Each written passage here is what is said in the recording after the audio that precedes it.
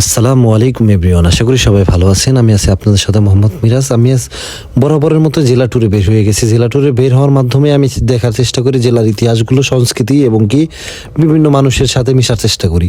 সেই ধারায় আমি আজকে যাচ্ছি কুড়িগ্রামের ভুরিঙ্গামারিতে এবং কি স্থলবন্দর দেখতে। সো আপনারা আমার সাথেই থাকুন, দেখতে থাকুন আমার ব্লগ ভিডিওটি। আশা করি ইনশাল্লাহ ভালো লাগবে আপনাদের। অনেক কিছু জানার থাকবে, অনেক কিছু দেখবেন ইনশাল্লাহ। আপনারা থাকুন ভিউয়ার্স। আমরা এখন আছি ধল্লা ব্রিজে, ভাই না? কুড়িগ্রাম ধল্লা ব্রিজ, এটা বিশাল নদী। এটা ভাই বর্ষা মাসে পুরোটা ভর্তি থাকে, তাই না? হ্যাঁ হ্যাঁ।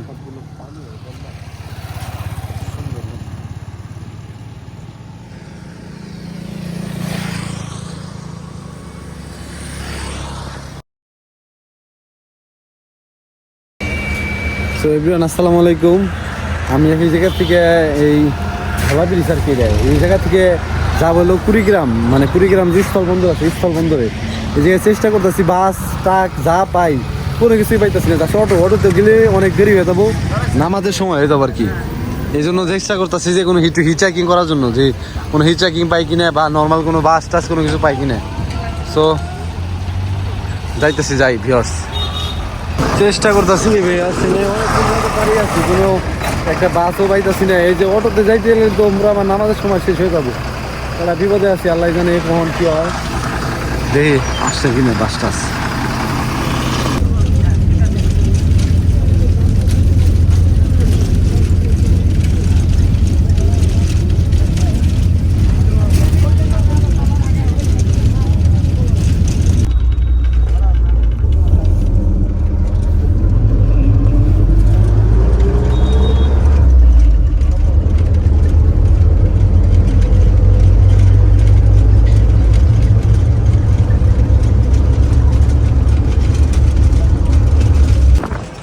অনেকদিন পরে সূর্য দেখা দিয়েছি।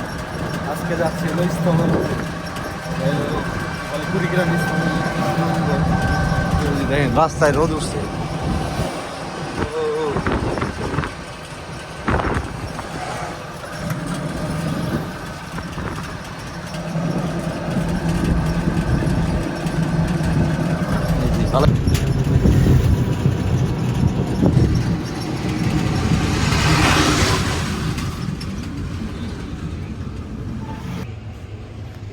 তো এই জায়গায় 20 টাকার ফুট কিনলাম ময়দা।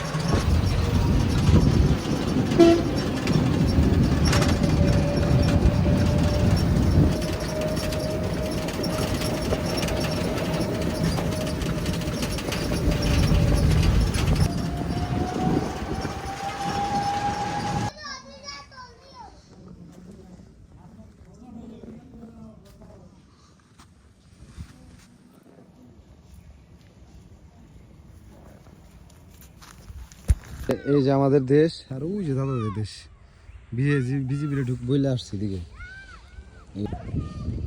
এই যে এটা আমাদের বাংলাদেশ, আর ওই যে দাদাদের দেশ।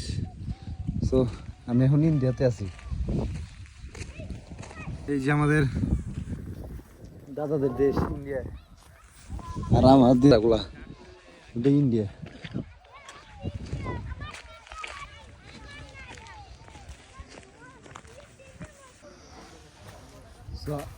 আসসালামু আলাইকুম এভরিওয়ান, আশা করি সবাই ভালো আছেন।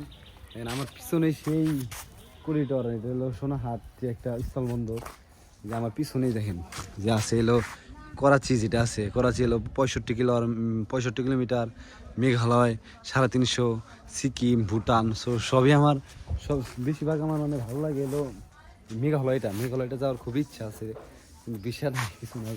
মেঘালয়টা মাত্র 350 কিলোমিটার।